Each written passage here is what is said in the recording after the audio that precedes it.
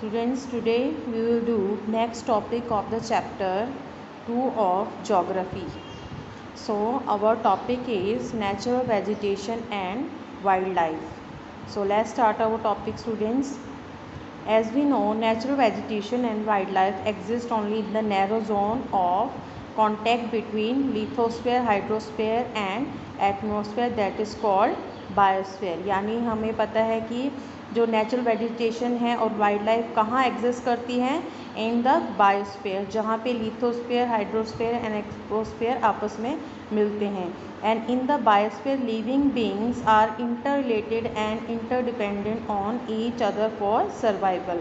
और बायोस्फीयर में सभी लिविंग जो थिंग्स हैं वो आपस में इंटरडिपेंडेंट होती हैं फॉर देयर सर्वाइवल. अपने आप को ज़िंदा रखने के लिए वो अपने एक दूसरे पे डिपेंड करते हैं. And this life supporting system is known as ecosystem. और इस लाइफ सपोर्टिंग सिस्टम को क्या बोलते हैं? Ecosystem. And vegetation and wild life are valuable resources. आपको पता है कि वेजिटेशन है जो हमारे प्लांट्स हैं, वेजिटेशन मतलब जो हमारे पेड़ पौधे हैं, और जो वाइल्ड लाइफ है यानी जंगली जानवर हैं, वो हमारे लिए कितने वैल्यूएबल रिसोर्स हैं. And plant provides us timber, give shelters to animals, produce oxygen we breathe. आपको पता है कि प्लांट्स हमें कितनी सारी चीज़ें देते हैं, कितने, जैसे हमें timber and shelters to animals यानी जंगलों में रहने के लिए एनिमल्स को शेल्टर यानी रहने के लिए जगह देते हैं, ऑक्सीजन प्रोड्यूस करते हैं, and protect soil so essential for growing crops. और जो सॉइल इरोजन को बचाते हैं वो, ठीक है. And act as a shelter bed. और शेल्टर बेड्स जैसे हमने लास्ट टॉपिक में भी डिस्कस किया था सॉइल वाले में, कि जो प्लांट्स हैं यानी जो ट्रीज़ हैं वो शेल्टर बेल्ट की तरह काम करते हैं जो सॉइल इरोजन को कम करते हैं.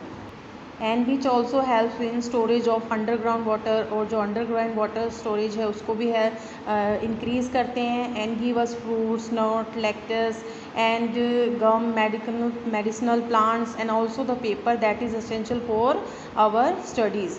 And there are innumerable use of plants that you can add some more. यानी और इससे भी ज़्यादा और बहुत सारे यूज होते हैं प्लांट्स के.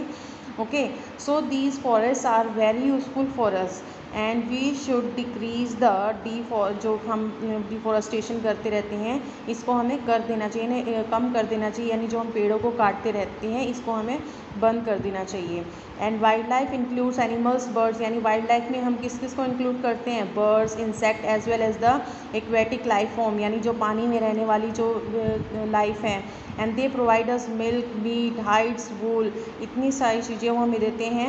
And insects like bee provide us honey, help in pollination of flowers and have a important role in the play of decomposer in the ecosystem. और ये जो सारे हैं ये जो इंसेक्ट्स हैं डिकम्पोजर की तरह काम करते हैं इन इकोसिस्टम में, ठीक है. And the birds feed on insects and act as a decomposer as well. Vulture due to the ability of feed on the dead livestock is sponge. So student, these animals and birds life also help us in any ways. And it is so animals big or small all are integral to maintaining balance in the ecosystem. चाहे बड़ा या छोटा कोई भी जानवर हो बेटा, वो अपना इम्पोर्टेंट रोल प्ले करता है इकोसिस्टम को बैलेंस करने में. Okay, and now we will read the how the distribution of natural vegetation की भी नेचुरल वेजिटेशन को कैसे डिस्ट्रीब्यूट किया गया है. Okay, and the growth of vegetation depends on the primary on the temperature and moisture. ये तो आपको पता है कि जो पेड़ पौधे हैं यानी वेजिटेशन की जो ग्रोथ है वो किस पे डिपेंड करती है? टेम्परेचर एंड मॉइस्चर में. The major vegetation types of the world are grouped as forest, grasslands and scrubs and tundra. यानी जो पूरे जो वर्ल्ड की वेजिटेशन है उसको इन ग्रुप्स में डिवाइड किया गया है. First is forest, grasslands and scrubs. So we will read about the forest कि भी फॉरेस्ट क्या होते हैं. In heavy area of rainfall huge trees men thrives. यानी जहाँ ज़्यादा बारिश होती है उन एरियाज़ में ज़्यादा से ज़्यादा पेड़ उग जाते हैं अपने आप. And this is called forest. And this forest are thus associated with areas having abundant water supply. यानी ज़्यादा कहाँ पे जो फॉरेस्ट एरिया कहाँ पे होता है ज़्यादा पेड़ पौधे, जहाँ पे ज़्यादा से ज़्यादा बारिश होती है और ज़्यादा से ज़्यादा वाटर सप्लाई होता है. As the amount of moisture decreases, the size of trees and their density, और जहाँ कम बारिश होती है, मॉइस्चर कम होता है, वहीं पे जो पानी जो ट्रीज़ की डेंसिटी है वो कम हो जाती है, यानी वहाँ पे जो पेड़ पौधे हैं वो कम होते चले जाते हैं, ठीक है। And reason of moderate rainfall forming the grassland of the world, और जहाँ पानी यानी बारिश कम होती है, पानी कम होता है, वहाँ पे कौन सी तरह की वेजिटेशन होती है, दिस कॉल्ड ग्रासलैंड, यानी ज़्यादा से ज़्यादा वहाँ पे ग्रासलैंड्स होते हैं। ये हमने 7th क्लास में भी रीड आउट किया था about the grasslands. And thorny shrubs and scrubs grow in the dry region of low rainfall, और जहाँ पे बहुत कम पानी होता है और ना के बराबर ही बारिश होती है, वहाँ पे कांटेदार झाड़ियाँ होती हैं in desert area, like the desert area.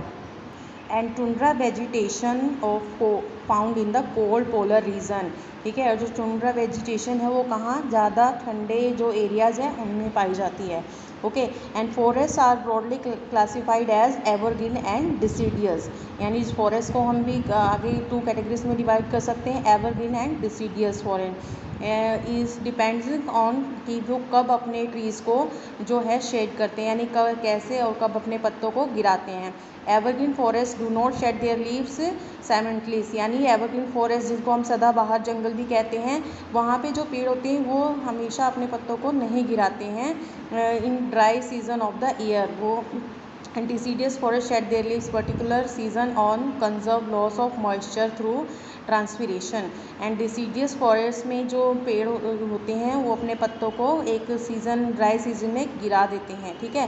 Both type forest are further classifies as tropical and temperate based on their location, और इसके बाद जो इन फॉरेस्ट को हम किस में डिवाइड कर देते हैं, tropical areas and the further किस में डिवाइड कर देते हैं, ट्रॉपिकल एंड द और द टेम्परेट एरिया में जहाँ पे ये लोकेट होते हैं उसके बेस पे इसको डिवाइड कर देते हैं, okay.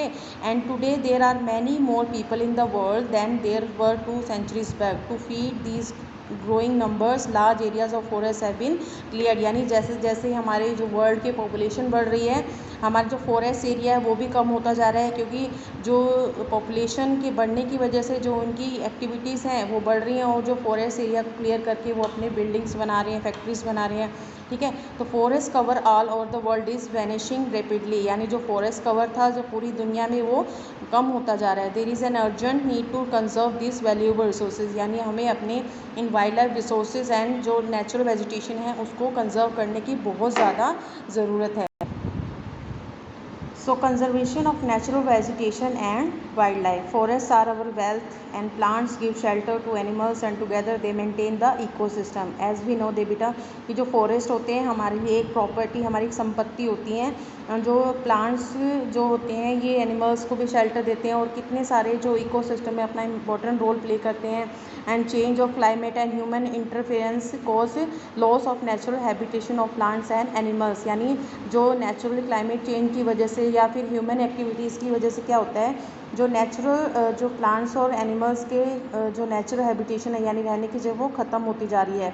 Many species have become वैल्नरेबल और एंडेंजर्ड, यानी बहुत सारी जो प्रजातियां हैं पेड़ पौधों की और जानवरों की वो खतरे में है, यानी ख़त्म होने वाली है या लुप्त भी हो चुकी है, okay. And deforestation, soil erosion, construction activities, forest fires, tsunami, landslide are some of the human and जो नेचुरल एक्टिविटीज़ हैं which are causes of this natural जो डिज़ास्टर है इसकी जो रिस्पॉन्सिबल है, इसके लिए एक्सटिंक्शन के लिए रिस्पॉन्सिबल है। One of the major concern is poaching which result in sharp decline in the number of particular species, यानी एक जो पोचिंग क्या होता है, पोचिंग मतलब illegal killing of the animals, यानी एक ये भी रीज़न है कि बहुत सारे जो नंबर ऑफ स्पीसीज़ हैं वो ख़त्म होते जा रहे हैं, ठीक है, यानी शिकार करने की वजह से। The animals are post for collection and illegal trade for hides, यानी इनको क्यों शिकार किया जाता है, क्यों इनको पोचिंग की जाती है, ये इनके जो कलेक्शन के लिए यानी स्किन के लिए, इनके दांतों के लिए, इनके हॉर्न्स के लिए, and feathers also. And some of these animals are tiger, इनमें से कौन कौन से एनिमल्स जो मेनली जो पोस्ट किए जाते हैं, tiger, elephants, lion, deer, black duck, these are some जो मेन जो एनिमल्स हैं जो कि पोचिंग के थ्रू किल किए जाते हैं। And these can be conserve by increasing एनवेस, और इनको बचाया जा सकता है, ज़्यादा से ज़्यादा लोगों को अवेयर करके इनको बचाया जा सकता है। And what are the steps, other steps can be taken, national parks, wild life sanctuaries, biosphere reserves are made to protect our national vegetation and wild life. यानी गवर्नमेंट ने भी बहुत सारे स्टेप्स उठाए हैं कि भी कैसे कैसे नेशनल पार्क बना के वाइल्ड लाइफ सेंचुरीज़ के लिए इनको लैंड ग्रैंड करके भी हम नेचुरल वेजिटेशन को और वाइल्ड लाइफ को बचा सकते हैं।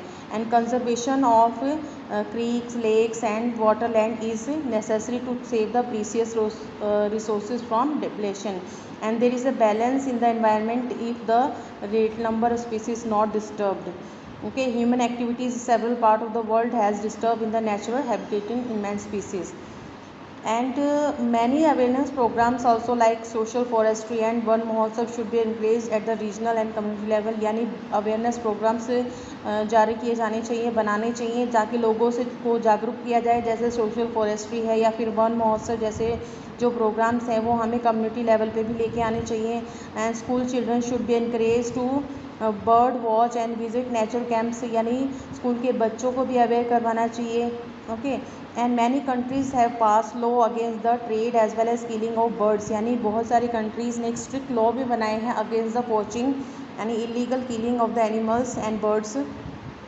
So these are main steps taken by the government to protect the wildlife sanctuaries and you can say wildlife parks और national parks, उनको बचाने के लिए बहुत सारे जो steps हैं गवर्नमेंट ने लिए हैं। और we should also participate in this conservation of the wildlife sanctuary and our national parks. So students, we have completed our topic. Have a nice day, student.